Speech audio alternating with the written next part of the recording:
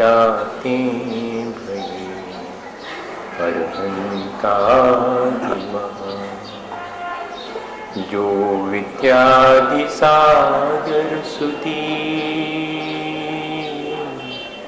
जो विद्यादि सागर सुधी गुरु हैं हितैषी। शुद्धात्म में निरत नित्य हितोपदेशी। वे पाप ग्रीष्म ऋतु में जल हैं सयाने।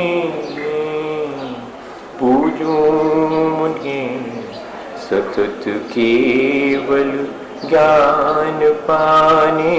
पूजूं उन्हें सतत केवल ज्ञान पाने।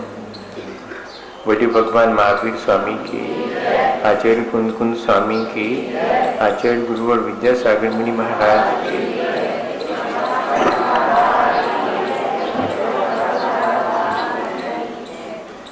हम लोग अपने जीवन को अच्छा बनाने के लिए सच्ची श्रद्धा, आत्मज्ञान और सदाचरण का जीवन भर पालन करें तो हमारा जीवन जो हम जीते हैं अच्छे ढंग से जी सकते हैं।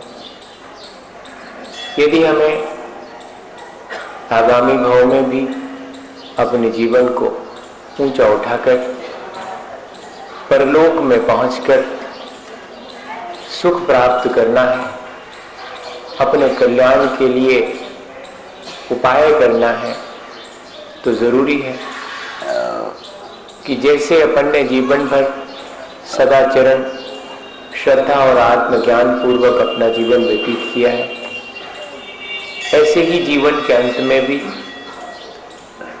हम अपार श्रद्धा और आत्मज्ञान पूर्वक सदाचरण करते रहें और समता भाव रख करके अपनी छूटती हुई देह को छोड़ दें। हमारी देह के प्रति आसक्ति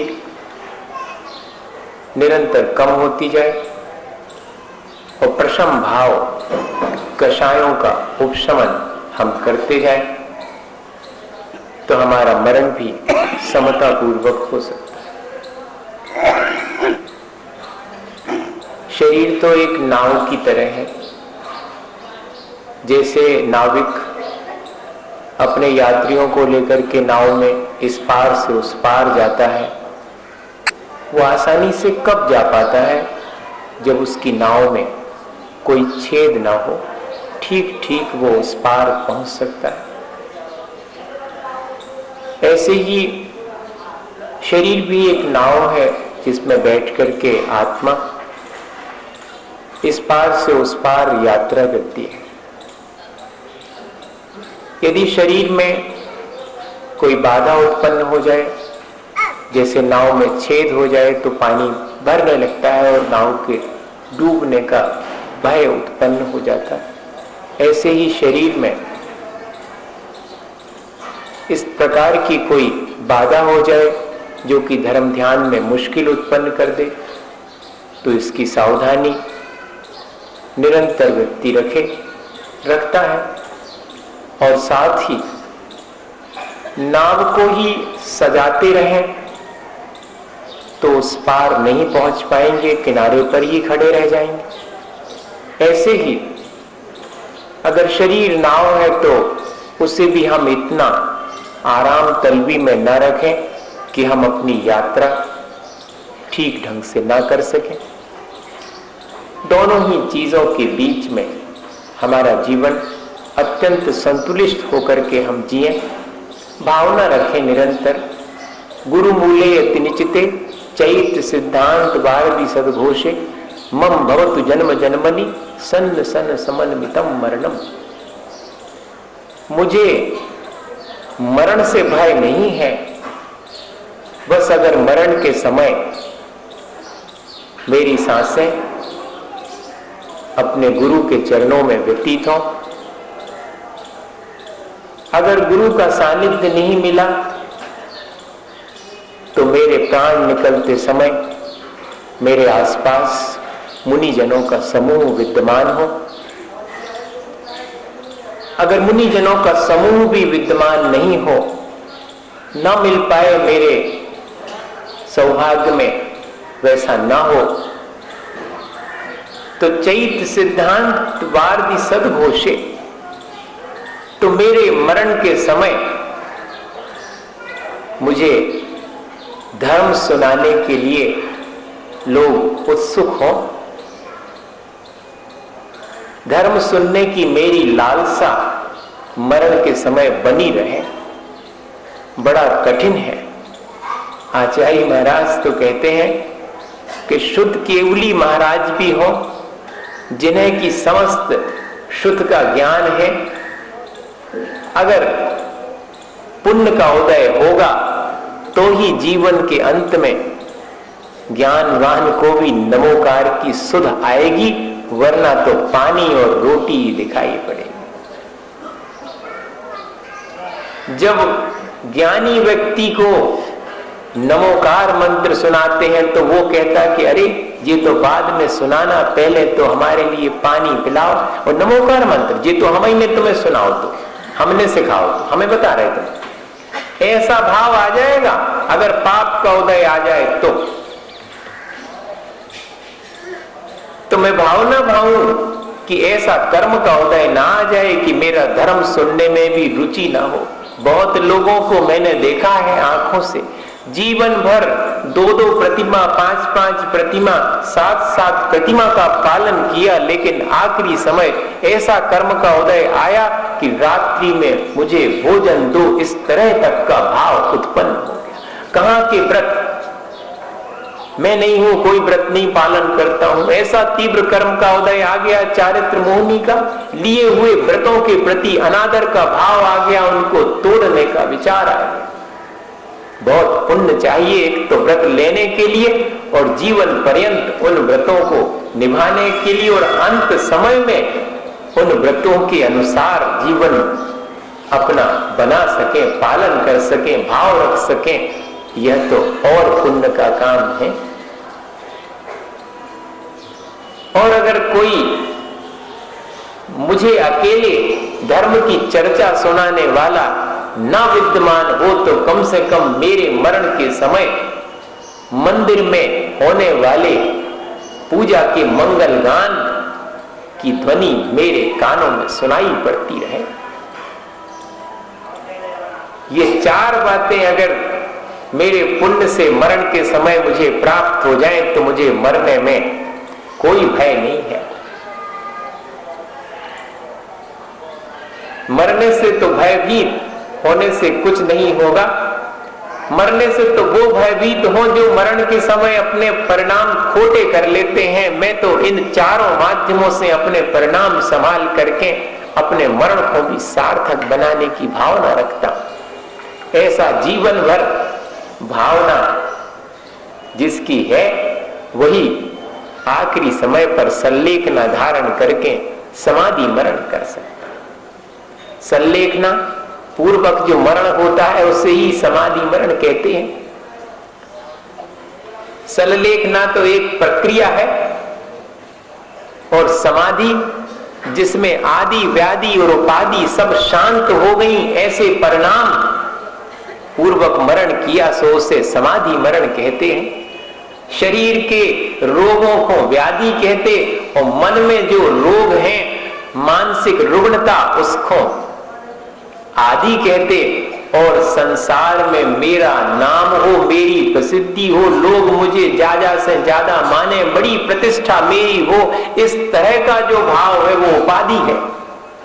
सो ऐसी आदि व्याधि उपाधि तीनों जिसके भीतर शांत हो गई हैं, कोई आकांक्षा नहीं है, वो व्यक्ति समाधि को धारण करके अंत समय में मरण को प्राप्त कर सकता है। उसका ही मरण सार्थक होगा। अपन इस तरह का विचार करके निरंतर भावना भाए कि जीवन के अंत में पढ़ते हैं अपन कि दिन रात स्वामी मेरी भावना है कि आखिरी समय में मेरे कोई व्याधि ना हो जाए जिससे कि धर्म में बाधा आ जाए, मेरे परिणामों में ऐसी विकृति ना आ जाए कि लिए हुए व्रत नियम संयम के प्रति मेरे मन में अनादर का भाव हो जाए, मुझे संसार की प्रतिष्ठा चाहिए, इस तरह का भाव भी मेरे भीतर उत्पन्न ना हो, मेरे अंदर अहंकार ना आ जाए। और ऐसी भावना भाते हुए सल्लेखना धारण करने वाला जीव क्या करता है? आचार्य भगवंत कहते कि धीरे धीरे अपनी कषाय मंद करता चला जाता है, प्रशम भाव धारण कर लेता और शरीर को प्यूरिफाई करने के लिए, शुद्ध करने के लिए क्रम कर्म से शरीर को दिए जाने वाले आहार को भी कम करता जाता, उसके प्रति आसक्ति भी घटाता जाता। क्योंकि शरीर को जो अपन वेतन देते हैं, आचार्य महाराज कहते कि काम करने वाले को वेतन मिलता है, सो शरीर जब तक धर्म ध्यान करे सो वेतन, नहीं तो काय को वेतन है? इस तन को भी मैं तभी तक वेतन दूंगा जब तक ये मेरे धर्म ध्यान में सहयोगी बनेगा, नहीं तो इसका वेतन कट। सो ऐसा विचार करके जीवन के अंत में वर्णी जी ने जैसे सल्लेखना ली थी, किसी को बताया नहीं, पता तक नहीं लगा। गणेश प्रसाद जी वर्णी का तीसरी में 7-8 दिन हो गए जो उनके भोजन में व्यक्ति रहता था रोज, उसको लगा कि धीरे धीरे वर्णी जी के भोजन में कमी आती जा रही, कोई रोग तो नहीं है वर्णी जी को, बताते तो है नहीं। तो उसने पूछा तो वर्णी जी ने कहा कि नहीं, कोई रोग इत्यादि नहीं है। निश्चिंत हो गया। फिर भी उसके मन में आओ कि थोड़ी और लोगों को भी जानकारी दे दे कि वर्णी जी ने भोजन कम कर दो। सो पंडित जी वगैरह सब आए, उन्होंने पूछा कि वर्णी जी क्या बात है? तो कुछ नहीं कहा वर्णी जी ने। ज्यादा पूछने लगे तो करवट बदल करके मुंह उस तरफ कर लिया। जब वहां जाकर के मुंह की तरफ बैठ करके पूछा तो करवट बदल के दूसरी तरफ मुंह कर लिया। बताया नहीं कि मैं बताऊंगा नहीं क्या कर रहा हूं। सो फिर उनको समय सारथी बड़ा प्रिय था, हमेशा उसका स्वाध्याय करते थे और अपने पास रखते थे। उनको कंठस्थ थी अमृतेंद्र स्वामी की टीका, जिसकी संस्कृत से हिंदी करना अपने लिए कठिन, अपन से तो नहीं बनती भैया, इतनी कठिन है। और वो उनको कंठस्थ याद थी, उसका ही चिंतन करते रहते थे। सो उस समय सार में कवर लगा हुआ था, उस कवर को निकालने पर उसमें एक कागज का पर्चा मिला जिसमें लिखा था कि इस शरीर ने जब तक मेरा साथ दिया सो मैंने भी दिया, और अब मेरा साथ नहीं देता सो मैं भी इसका वेतन कम कर रहा हूं। क्रम क्रम से मैं आहार को घटा करके सल्लेखना धारण करता हूं। आज 9वां दिन है, मैंने तो 1 कटोरी दाल और 1 चपाती ही ली है और सब चीजों का त्याग। ऐसा उस कागज पर लिखा हुआ रखा था। तब लोगों को मालूम पड़ा कि वर्णी जी ने सल्लेखना ले ली। धीरे धीरे आसक्ति भोजन के प्रति घटती चली जावे और सल्लेखना लेकर के उन्होंने अपना कल्याण किया। ऐसे ही अपने मन में विचार आवे, नहीं तो आखिरी समय पर जा चीज खाने बा चीज खाने, लड़का नहीं बना दे, बहू नहीं बना दे, उनसे शिकायत कर रहे, हम आए थे तो पता कैसी बहू आई है, हमें कछु अच्छे से बनाई के नहीं दी, हम जिंदगी निकल गई हमारी। अब बताओ, आखिरी समय इस तरह की आकुलताएं बहुत होंगी। लेकिन मैं अपना धर्म ध्यान करूं और भोजन के प्रति आसक्ति को कम करूं, यह विचार बड़ी साधना और अभ्यास का है। वरना आसक्ति और अधिक घेरती है। रिग्रेशन कहलाता साइकोलॉजी में कि जिन इच्छाओं को जीवन भर हम पूरा नहीं कर पाते, मरण के समय वे सब इच्छाएं पूरे करने का मन हो जाता है, लौट करके आता है। कहते कि बचपन, वैसी ही जिद, वैसी ही इच्छाएं जैसी बचपन में थी वृद्धों के अंदर भी उत्पन्न हो सकती हैं, हो जाती। सो हम इस बात की सावधानी रखें कि अब हम अपनी इच्छाओं को नियंत्रित रखेंगे तो ही हम इस संलेखना को ठीक ढंग से अपने जीवन में अंगीकार कर सकेंगे। तो क्रम क्रम से आहार त्याग करने की प्रक्रिया भी संलेखना के अंतर्गत रखी गई। 3 तरह से संलेखना ली जाती। आहार का त्याग तो सब में क्रम क्रम से किया जाता है, लेकिन प्रायोपगमन, इंगिनी मरण और भक्त प्रत्याख्यान ऐसे 3 भेद संलेखना के कर दिए। उसकी प्रक्रिया अलग अलग है।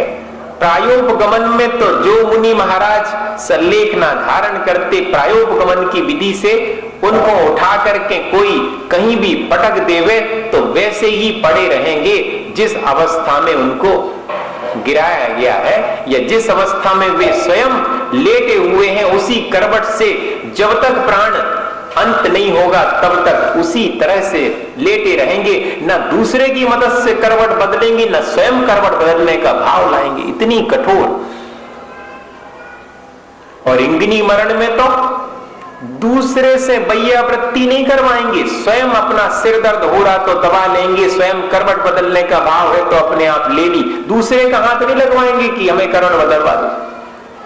इतना बल इंगिनी मरण, जैसे आचार्य शांति सागर जी चारक चक्रवर्ती ने वैसी ही साधना करी थी इंगिनी मरण पूर्वक संलेखना लेने की। और भक्त प्रत्याख्यान तो सब जीवों के लिए है कि दूसरे से भी बैयावृत्ति सेवा करवा सकते हैं, अपने शरीर की स्वयं भी सेवा कर सकते हैं। सो जिससे जैसी शक्ति है उस रूप में संलेखना को ग्रहण करके क्रम क्रम से अपनी आसक्ति कम करने के लिए भोजन का त्याग करता जाता है। पहले स्थूल चीजों का त्याग करके और जो लिक्विड डाइट है उसको स्वीकार करता है, फिर लिक्विड में भी रसों का परित्याग कर देता है और निवृत्ति छाछ इत्यादि लेकर के जीवन के अंत में सिर्फ गर्म पानी लेता है, और गर्म पानी भी छोड़ करके किसकी शरण है? पंच परमेष्ठी। और जीवन के अंत में अपने प्राण शांति पूर्वक छोड़ देता है। बड़ी साधना की बात है, अभ्यास की बात है। हमने तो बहुत लोगों की समाधि देखी आचार्य महाराज की कृपा से, उनके संग में जिन्होंने भी समाधि ग्रहण करने का भाव किया, सो वो सब की सेवा करने का और देखने का अवसर मिला। सबसे पहले ईसरी में 1983 में इसी मई महीने में सो एक दिन अत्यंत अस्वस्थता के कारण जब आहार लेने के लिए खड़े हुए तो पानी मुंह में नहीं जा पाया, नीचे गिरता जाता हर चीज। एक तो वृद्धावस्था और फिर संलेखना का समय, शरीर अशक्त हो गया, आत्मा अशक्त हो गई ऐसा नहीं है। आत्मा तो अनंत बल वाली है, शरीर अशक्त होता है। अगर शरीर के साथ हमारा आत्मा का भी संबंध जोड़ देंगे तो शरीर की अशक्तता में हमें अपनी आत्मा की भी अशक्तता मालूम पड़ने लगे। वो सजग थे, देखा हमने। सो धीरे धीरे उसने 3 गन्ने से कम करके एक दिन तो गन्ना ग्रहण ही करने से इनकार कर दिया। बड़ा आश्चर्य हुआ उस शिकारी को कि और क्या सेवा करूं इसकी, कल देखूंगा, शायद कुछ अस्वस्थता होगी इसलिए नहीं खाया होगा, कल लेके आऊंगा, कल खिलाऊंगा और गन्ने। सो चला गया वो। दूसरे दिन आया तो उस स्थान पर हाथी था ही नहीं। अब शिकारी के मन में आया कि कहां चला गया, स्वस्थ हो गया इसलिए भाग गया, लेकिन हाथी के पैर बने हुए थे, उनको देख करके उसे खोज लिया। आगे थोड़े 50-100 कदम पर एक पानी जहां भरा हुआ था गड्ढे में, उस गड्ढे में वह खड़ा हुआ था। उस गड्ढे में खड़े हाथी को देख करके उसने फिर गन्ना खिलाने का भाव किया, लेकिन उसने गन्ना खाने से इनकार कर दिया। घंटे भर वो प्रयास करता रहा, वहीं बैठा रहा, लेकिन धीरे धीरे अकेले पैर डूबे थे उस पानी में हाथी ने बैठना शुरू किया और पूरा जल के भीतर ही बैठ गया। तब समझ में आया कि जल में उसने समाधि ग्रहण कर ली है और समाधि पूर्वक मरण करके उसने अपनी देह का विसर्जन किया। ऐसी घटना भी पढ़ करके और आश्चर्य लगता है कि हम सब इस चीज के लिए चाहें तो प्रयास कर सकते हैं। हमारे जीवन की सार्थकता भी इसी में है कि भाई हम भी अपने जो व्रत नियम जीवन भर पालन किए उत्साह पूर्वक उनके प्रति आखिरी समय में भी उत्साह बना रहे और मैं धर्म की रक्षा के लिए और आखिरी समय तक